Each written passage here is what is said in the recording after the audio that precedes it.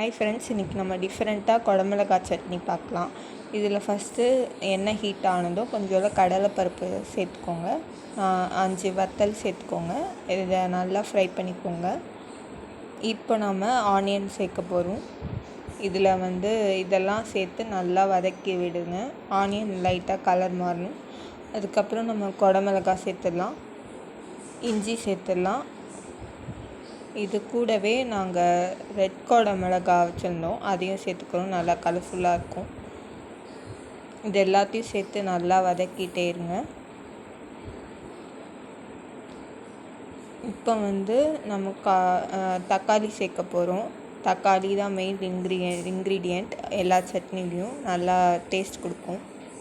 இது எல்லாத்தையும் நல்லா கிளறி விட்டுட்டு கொஞ்சோண்டு கொத்தமல்லி, கருவேப்பிலை சேர்த்துக்கலாம். உப்பு சேர்த்துக்கலாம் தேவையான அளவுக்கு. இதெல்லாம் சேர்த்து நல்லா ஃப்ரை பண்ணிட்டே இருங்க. அடி பிடிச்சிடக்கூடாது. நல்லா கிண்டி விட்டுட்டே இருங்க.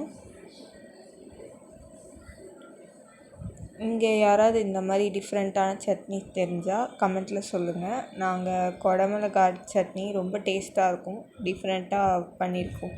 ட்ரை பண்ணி பார்த்துட்டு கண்டிப்பாக சொல்லுங்கள். இதெல்லாம் நல்லா வதங்கினதுக்கப்புறம் இதை ஜாருக்கு மாற்றிடலாம். ஜாருக்கு மாற்றிட்டு இதை நல்லா அரைச்சிக்கலாம்.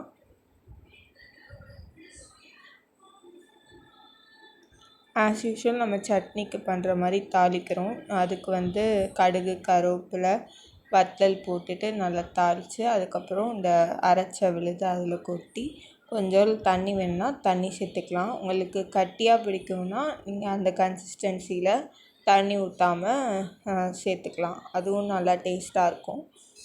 ட்ரை பண்ணி பார்த்துட்டு சொல்லுங்கள். தேங்க்யூ. சப்ஸ்கிரைப் பண்ணுங்கள், கமெண்ட் பண்ணுங்கள்.